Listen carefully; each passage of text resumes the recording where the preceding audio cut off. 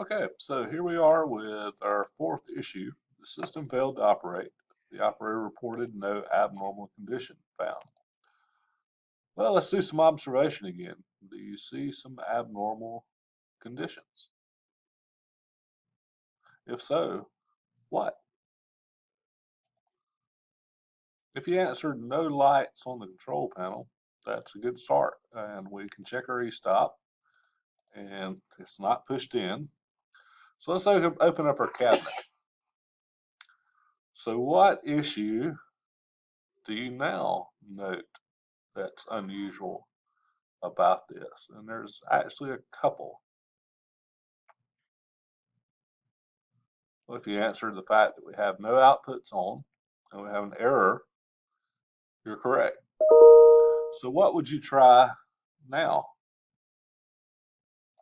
So if you answered hooking up a laptop and seeing what we could see, that might be a good thing to do. So we're going to click here.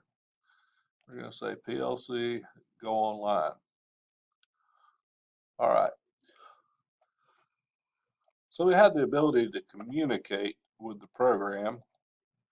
We're in run mode, or at least see the program. I'm sorry, we can't go online. So there's an issue. So we still have the error. We can't go online. Let's try opening the file. So we only have program 4. So we're going to say PLC. We're going to tell it download, and we're going to try to go online. Still can't go online. So what do you think is preventing that? If we're hooked into our PLC, our terminal is working, we can pull up a program, yeah, but we can't download it to our PLC, and we can't communicate with it. So remember, PLC has 3 parts: it has inputs, outputs, and processor. Sometimes those are all one package. Sometimes there's 3 different parts like we have on this.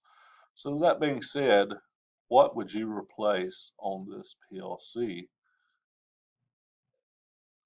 Well, if you answered the processor, I'd say it's a good start, because the processor, remember, we can't communicate. If the processor was working, we would be able to communicate.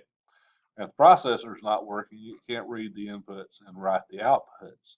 So the very fact that we have an error and we see no outputs, and the fact that we can't communicate with our PLC is a little more indicative of a bad processor. So I'm going to turn it off, I'm going to lock it out, and I'm going to verify it's dead. And we're going to replace our processor.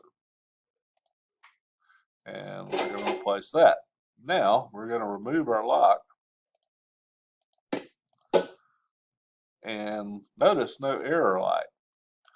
So let's hook up our PLC and go to PLC and go to mode. We can't go online.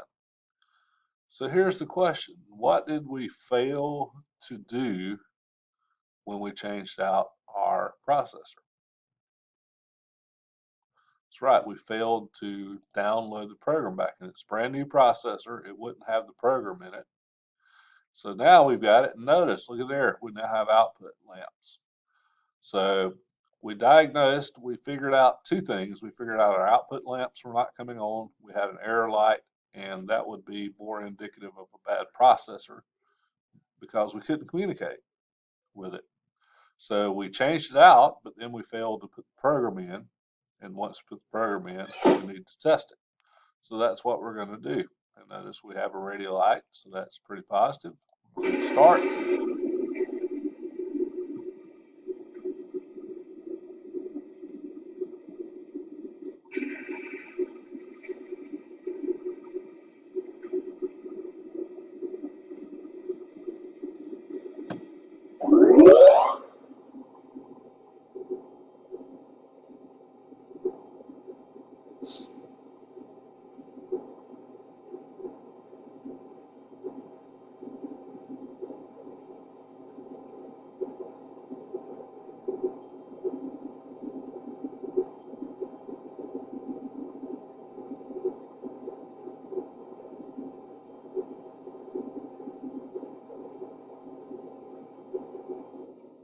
made temperature. I didn't read what this program was, but just kind of from habit. We're draining, and we're waiting to see if we passed or not.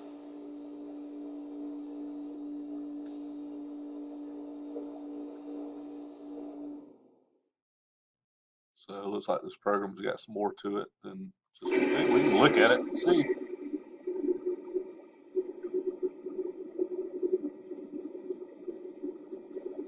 When the system starts at 40%, liquid tune at 85, and it agitates, gets to 70, pumps out to 40%, goes back to 85. So yeah, it's doing what it's supposed to.